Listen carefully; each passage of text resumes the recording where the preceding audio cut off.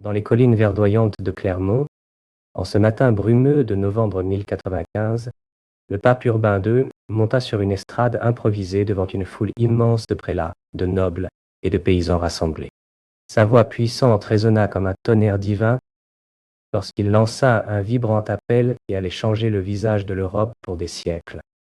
Les chevaliers présents, vêtus de cottes de mailles luisantes sous le soleil timide, écoutaient avec une ferveur palpable, tandis qu'il décrivait les souffrances des chrétiens en Terre sainte. Les lieux saints, profanés par les Turcs seldjoukides qui avaient conquis Jérusalem en 1071, après des batailles féroces.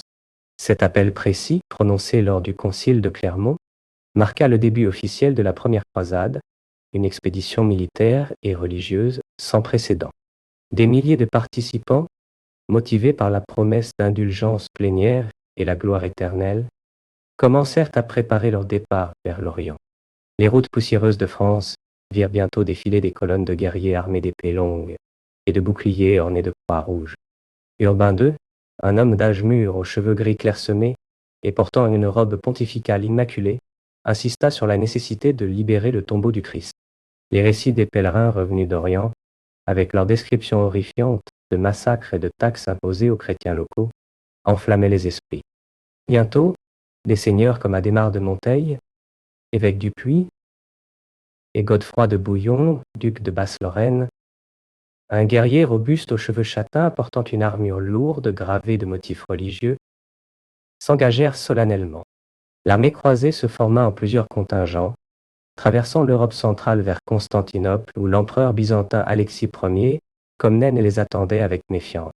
Les conflits naissants entre les croisés latins et les byzantins orthodoxes posaient déjà les bases de tensions futures. Chaque pas vers l'Est apportait de nouvelles épreuves, faim, maladies et escarmouches avec des bandes locales poinçelles, à certainement Cannes-sur-Seine. Pourtant, la foi unissait ces hommes venus de régions diverses, parlant des dialectes variés, mais unis par un grand point commun. En atteignant Antioche en 1098, après un siège épuisant de 7 mois, les croisés firent face à une résistance acharnée des forces musulmanes dirigées par Yaghi Siyanten. La prise de la ville après une trahison interne permit aux chrétiens de consolider leur position, mais à un coût humain terrible, avec des milliers de morts des deux côtés. Les descriptions des chroniqueurs comme Fulcher de Chartres, un prêtre aux yeux perçants vêtu d'une simple robe brune, relataient ces événements avec un mélange d'horreur et d'exaltation religieuse. Cette première phase de la croisade illustrait parfaitement l'ère des conflits, où religion, ambition territoriale et soif d'aventure se mêlaient inextricablement. Les chevaliers, souvent issus de familles nobles, appauvris par le système d'héritage, voyaient dans ces expéditions une chance de richesse et de statut. Les femmes restées en Europe géraient les domaines, envoyant prières et provisions par des messagers. Le mouvement s'étendit même aux enfants, dans la croisade des pauvres, menée par Pierre l'Ermite, un ascète charismatique aux cheveux longs et sales, portant un bâton de pèlerin. Leur tragique destin, massacré ou vendu en esclavage en Anatolie, soulignait les dangers réels de cette époque tumultueuse. Ainsi, de Clermont à Antioche, l'histoire des croisades s'écrivait dans le sang et la dévotion, posant les fondations d'un conflit qui durerait près de 2 siècles. Après la chute d'Antioche en juin 1098, les croisés victorieux mais affaiblis par la famine et les maladies poursuivirent leur marche vers Jérusalem, ville sacrée qu'ils atteignirent enfin en juin 1099 après des mois d'épreuves supplémentaires dans les déserts arides, Syrie et de Palestine. Godefroy de Bouillon, toujours reconnaissable avec ses cheveux châtains et son armure lourde gravée, menait les troupes avec une détermination farouche lors de l'assaut final du 15 juillet 1099, où les murailles furent escaladées au prix de combats acharnés. Les chroniques rapportent que les rues de Jérusalem ruisselèrent de sang pendant 3 jours, avec des milliers de musulmans et de juifs massacrés dans une fureur religieuse incontrôlable. Ce succès militaire permit l'établissement du royaume de Jérusalem, un État latin en Terre sainte gouverné d'abord par Godefroy, qui refusa le titre de roi pour celui d'avoué du Saint-Sépulcre. Un sépulcre.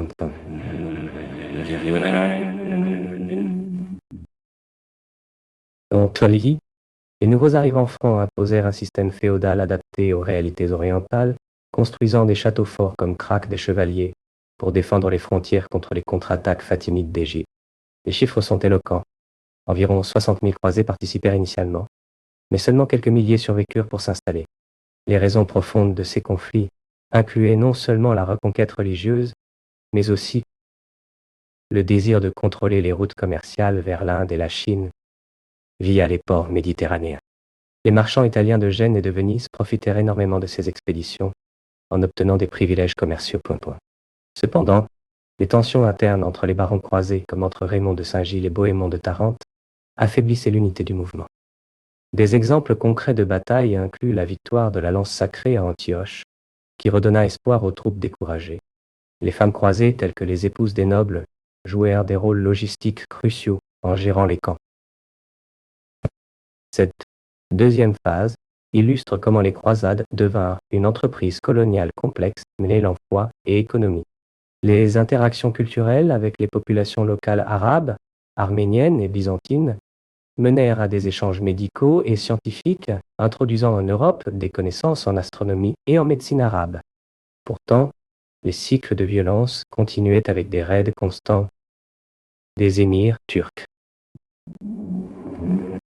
Ainsi, la consolidation du royaume latin ouvrait une nouvelle ère de présence occidentale en Orient, pleine de défis et d'opportunités inattendues. Les croisés établirent également des relations commerciales avec les villes italiennes, telles que Gênes et Venise, qui leur fournissaient des navires et des marchandises. Les échanges culturels entre les croisés et les populations locales furent également importants, avec l'introduction de nouvelles technologies et de nouvelles idées en Europe. Les croisades eurent également un impact sur la société européenne, avec la création de nouvelles classes sociales et de nouvelles institutions. Les chevaliers croisés, par exemple, devinrent des modèles de courage et de dévotion, et leur code de conduite, la chevalerie, influença la société européenne pendant des siècles amérindiens. Les croisades furent également marquées par des conflits internes, tels que la querelle entre les partisans de la croisade et ceux qui la critiquaient. Les croisades eurent également des conséquences à long terme, avec la création de nouveaux États et de nouvelles institutions en Terre sainte, et l'influence de la culture occidentale sur les populations locales. Les croisades furent également un facteur important dans le développement de la pensée politique et de la théologie en Europe, avec des débats sur la légitimité de la violence et sur le rôle de l'Église dans la société. Les croisades eurent enfin un impact sur l'art et la littérature, avec la création de nouvelles formes d'expression et de nouveaux thèmes, tels que la poésie courtoise et les romans de chevalerie. Au cours du XIIe siècle, avec l'ascension de Saladin, sultan ayyubide charismatique d'origine kurde, les forces musulmanes unifiées lancèrent une contre-offensive décisive qui culmina dans la bataille de Hattin le 4 juillet 87, où l'armée croisée fut anéantie près du lac de Tibériade. Saladin, homme mûr à la barbe noire soigneusement entretenue, et vêtu de robes orientales richement brodées, fit preuve d'une grande magnanimité en épargnant la vie du roi Guy de Lusignan, tout en exécutant Renaud de Châtillon pour ses provocations passées. La reconquête de Jérusalem 3 mois plus tard marqua un tournant majeur, forçant les croisés à lancer la troisième croisade menée par Richard Coeur de Lyon, Philippe Auguste et Frédéric Barberousse. Ce conflit illustre l'évolution des croisades vers des guerres plus professionnelles, impliquant des rois européens. Les traités ultérieurs, comme celui de Jaffa en 1192, permirent aux chrétiens de conserver un accès aux lieux saints sans contrôle total de la ville. Les conséquences à long terme incluent l'affaiblissement de la féodalité en Europe, par le départ de nombreux nobles, l'enrichissement des villes italiennes, et un héritage de méfiance entre chrétienté et islam qui perdura. Des figures comme Saint Louis, lors de la 7e croisade en 1248, continuèrent cette tradition, mais avec des résultats mitigés, aboutissant à sa capture en Égypte.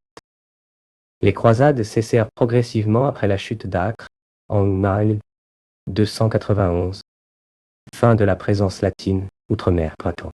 Pourtant, leur mémoire influença la Renaissance et même les explorations ultérieures. Cette époque de conflit révéla comment des motivations religieuses pouvaient transformer le monde méditerranéen pour toujours, laissant un legs complexe de violence, d'échanges et de transformations sociétales. Les archives byzantines et arabes complètent les récits latins pour une vue nuancée quantum. Ainsi se termine cette fresque historique d'une période où foi et épée forgeaient les destins collectifs.